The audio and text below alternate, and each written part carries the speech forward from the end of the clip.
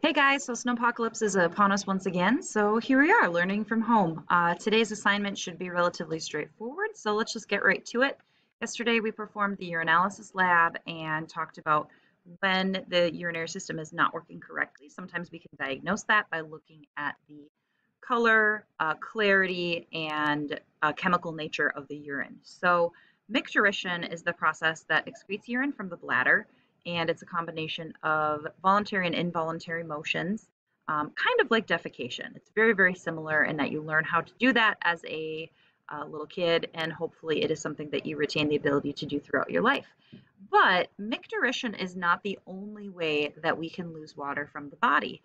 You are constantly losing water as your body metabolizes the food that you eat, as you sweat, even as you breathe. These are smaller components of where the water that you ingest every day goes, but it is still important and it's something that we have to take into account. So it's important to understand how fluid comes into the body and also where that fluid goes once it's inside and how the body attempts to regulate this, because that's one of the most important aspects of homeostasis and probably the one that will you don't notice but could make you feel not very good on a day-to-day basis. People who are chronically dehydrated might have headaches. You might have, you might be tired all the time. You might have difficulty with digestion. Keeping enough water in your body is a really, really essential part of your day-to-day homeostasis. So, blood is just one of the substances that fall under the umbrella of body fluids. Body fluids are just the water and any of its dissolved substances that are found within the human body. So, one category of this is the fluid within your cells. So, this prefix intra means within. So, the fluid within your cells is also called the cytosol, and that fluid is pretty stable and pretty locked away. It is true that all of our cells contain a semi-permeable membrane, and water will be constantly moving across that membrane, but on a cellular level, that really is the last place that you're going to lose water from. So that fluid inside of your cells is kind of locked in there. The fluid that is a lot more susceptible to environmental change is called your extracellular fluid. So this is the fluid found outside of your cells, and most of it is called interstitial fluid, which is just the free water that's kind of bathing all of your cells, filling those body cavities in other parts of tissues, and also your blood plasma. So we focused a lot on how your kidneys and your digestive system work to absorb water into your blood, and then also how we change that blood into the urine that is also excreted. But keep in mind that it's only a small proportion of the total water in your body, but it is a really important way that we regulate all of the fluid. In healthy adults, body fluids are going to make up between 55 and 60% of your body weight, which is also why it is very, very easy to lose water weight fairly quickly through like exercising and sweating a lot of fluid out, but you will be left dehydrated. And so the body is going to try to counteract that and get the water back to where it belongs. So you'll notice slight differences between males and females. This just comes back to the fact that males typically, because of the effects of testosterone, are going to have higher muscle mass, and females, because of the effects of estrogens, are going to carry more body fat than males. Body fat is more solid than it is fluid, and muscle has more fluid than it has solids. So that really is the big difference, and there's a huge overlap between the average male and the average female, so that it's almost no difference.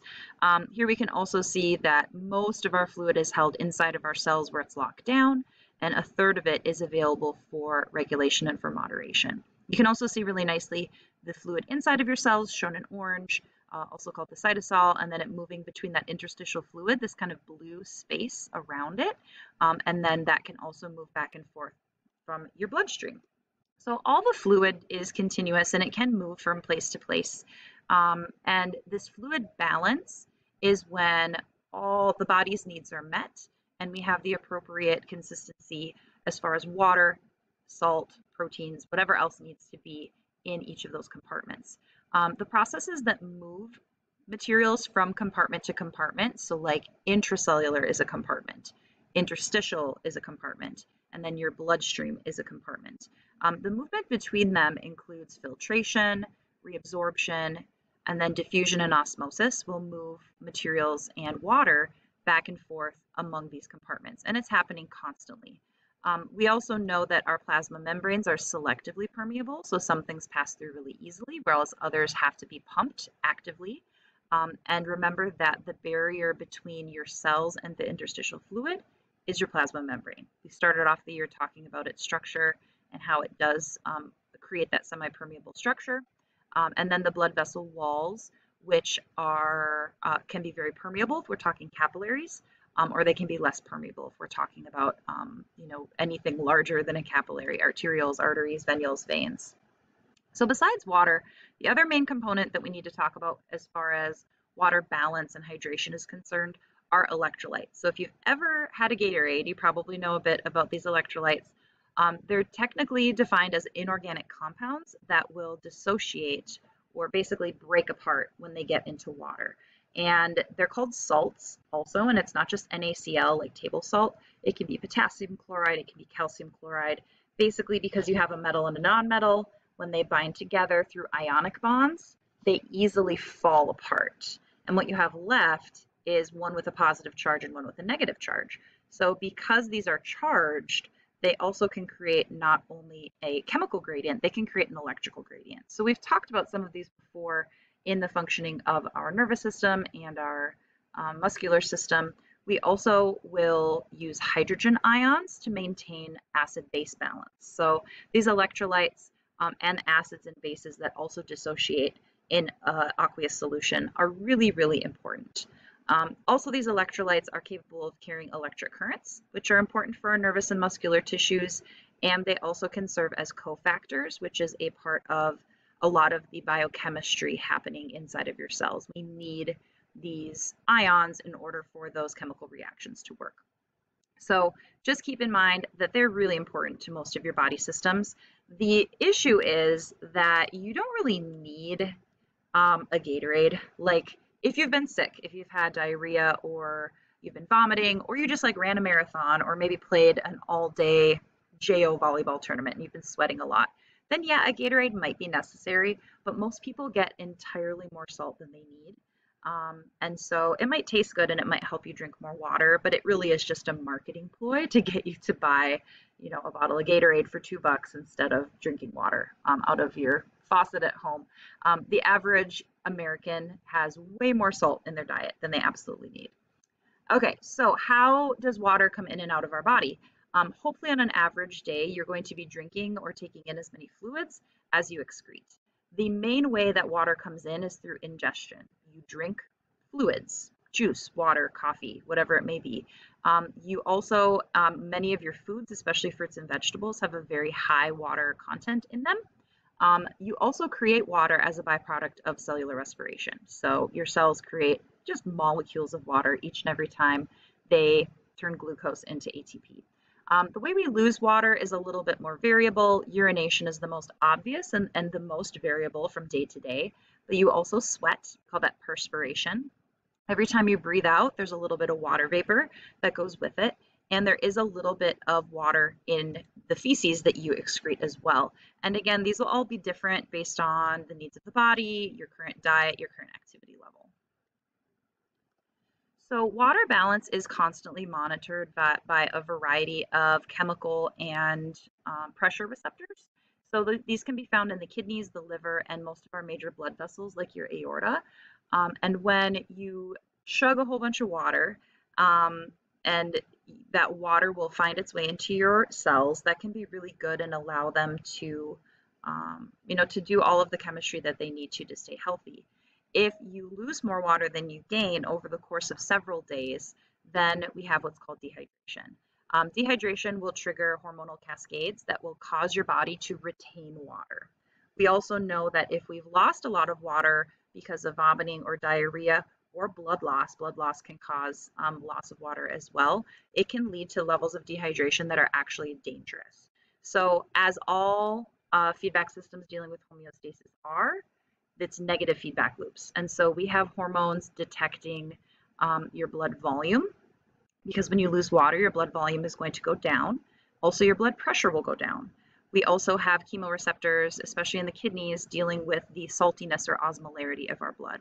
So if any of those are off, they're going to stimulate the thirst center in the hypothalamus, which will hopefully make you thirsty enough that you go drink some water. But worst case scenario, you're going to be stimulating these hormonal cascades that will help your body retain water so that you don't go so far out of balance that it's dangerous. So the primary way water balance is maintained is through the production and excretion of urine. We talked in our last unit about how we can actively pump materials using antiporters and supporters. Remember that it's active transport if it uses energy. When we move ions, especially sodium and chloride, through active transport, water is going to follow. Okay, and then when fluids levels are low, the ions can be reabsorbed, and then the same process will follow. So wherever we pump the salt, the water is going to come right behind. And water is actually a really big molecule, and it's polar, so it's very difficult to move, whereas these little ions are really easy to move. So when we produce dilute urine, it's because we have too much water. When we have very concentrated urine, it's because we're trying to retain and keep some of that urine. So we looked at a diagram similar to this last week. Remember that most of this modification is not happening until we get to the collecting duct. Okay, so our urine is basically the same down the descending loop, up the ascending loop, until we get here. Here in the collecting duct, in the presence of antidiuretic hormone, concentrated urine will be produced because water is going to be reabsorbed. Okay, so your body actually makes more aquaporins, more water channels, and plugs them into these ducts to facilitate the uptake of water. So some of these other hormones we talked about in our previous chapter, angiotensin II is going to increase blood pressure and volume by decreased water absorption. Aldosterone does the same thing, but it's going to actively pump sodium and chloride, which also is going to increase blood volume and pressure.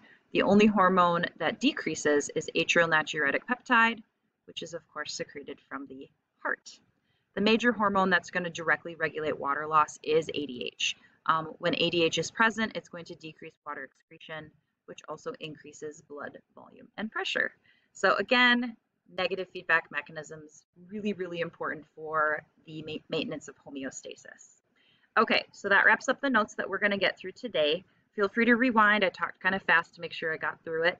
You should comment below in the discussion board 3 things you're thankful for today, 2 things you learned, and 1 question you still have specifically about water balance or the urinary system.